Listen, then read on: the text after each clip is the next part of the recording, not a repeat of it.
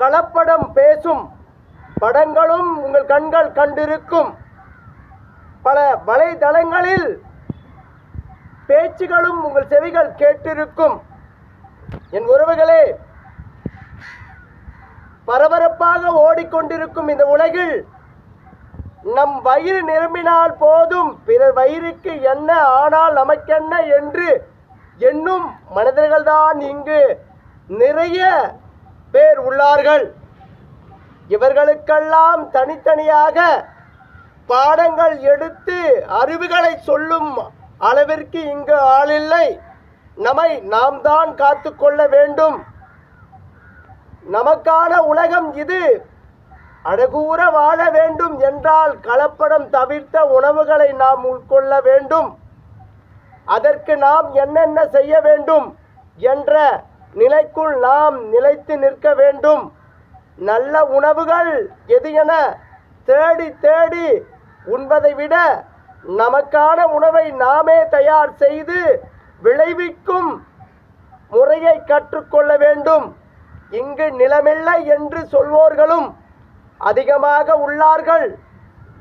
அவர்களுக்கும் இந்த உலகில் வாழ்வதற்கு ஒரு இடம் உண்டு என நினைத்து வணிகர்களிடம் நல்ல பொருளை வாங்கி சமையலுக்கு உபயோகப்படுத்தும் முறையை தான் நாம் கையாள வேண்டும். மாய உலகில் எண்ணற்ற கலப்பட பொருட்களும் வீதிகளிலெல்லாம் உணவு வழக்கங்களும் வந்து குவிந்த வண்ணம் தொடர்ந்து கொண்டுதான் இருக்கின்றது.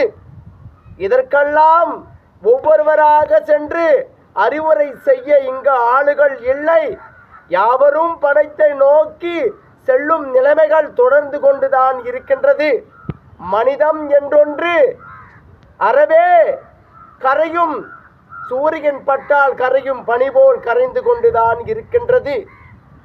இங்கு பணத்தின் மீது இருக்கும் மோகத்தால் ஏழைகளின் வகித்தில் அடித்து தன் உடலை வளர்க்கும் மனிதர்கள் பெருகிவிட்டார்கள். இவர்களுக்குள் சிறிதேனும் பிறரும் நம்மை போல் வாழ வேண்டும் என்ற முளைப்புகள் எண்ணங்கள் உருவாக வேண்டும். அதில் மாற்றங்கள் வர வேண்டுமே தவிர இந்த உலகில் நாம் எதற்காக வாழ்ந்து கொண்டிருக்கின்றோம், இன்னும் எத்தனை காலம் இந்த வாழ்க்கையை அழகூற வாழ்ந்துவிட முடியும் என்று எண்ணினால் இங்கு அனைத்தும் சமமாகும். எதிலும் கலப்படம் இல்லாத நிலை வரும். பிறகே மனிதர்கள் வாழும் ஆயுட்காலம் நீளும். அழகூற அடுத்த நிலைமையை நாம் கடக்க இதுவே வழிவகையாகும். என் உறவுகளே,